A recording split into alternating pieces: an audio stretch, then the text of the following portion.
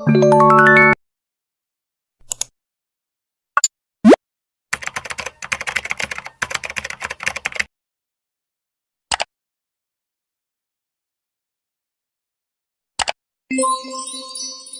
is motor learning theory? Motor learning theory emphasizes that skills are acquired using specific strategies and are refined through a great deal of repetition and the transfer of skill to other tasks.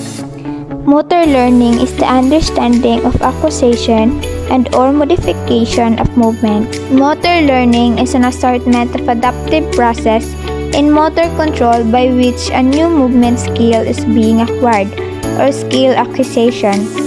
Motor performance is being restored even under novel kinematical or dynamical environment, or motor adaptation.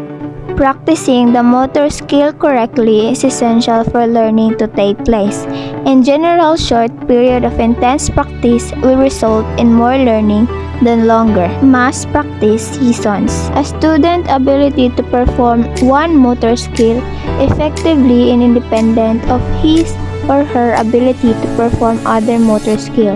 Motor learning is measured by analyzing performance in three distinct ways: acquisition, retention, transfer of skills. When considering learning, it is important to be able to distinguish between performance and learning. Performance tends to improve after an individual practices a skill. This improvement often occurs quickly and can be quite significant. Now, let's define what are the stages of motor learning: cognitive, associative, and autonomous. Cognitive stage. This stage simply means what to do. For the new learner, the problem to be solved is a cognitive stage is understanding what to do.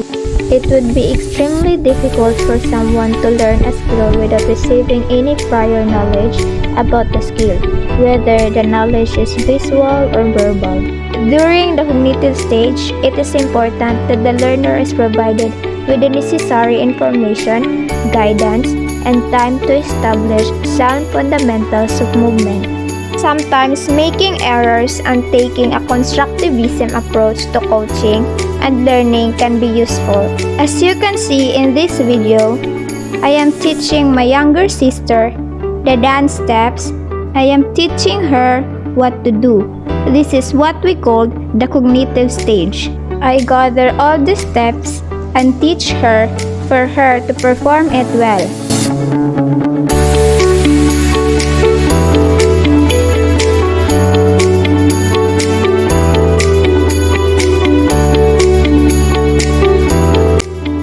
The cognitive stage is the associative stage. The associative stage is characterized as much less verbal information, smaller gains in performance, conscious performance, adjustment making, awkward and disjointed movement, and taking a long time to complete. During this stage, the learner works at making movement adjustments and stringing together small movement skills. Associative stage simply means how to do it. This stage is also called the motor stage because the problem to be solved in this associative stage is learning how to perform the skills. From the cognitive perspective, the dancer is attempting to translate declarative knowledge into the procedural knowledge. In other words, the dancer is transforming what to do into how to do. In this video, my sister knows how to do the steps. She is learning it little by little. In the associative stage, it is also eliminating the mistakes. She is now improving. She is now learning how to do the performance.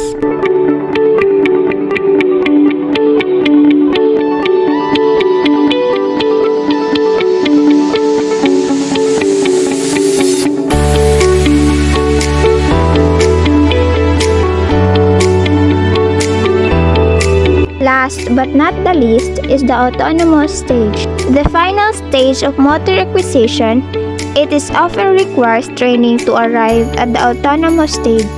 In this stage where motor performance becomes largely automatic.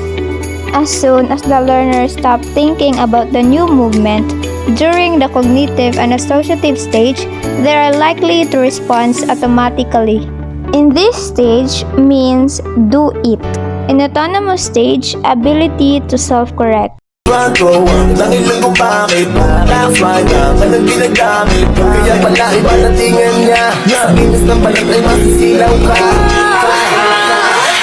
Minsan sulas kung ako'y tawagin Mga lalaki nagigigil sa akin Ayaw paawa, paano mo pipigilin Ang damdamin nila para sa akin Miss Flores, hayop sa kagandahan Sa sobrang kinis, hindi mo mahawagan Sa katunayan, walang pinagawa dyan Kung gusto mo, titigan mo na lang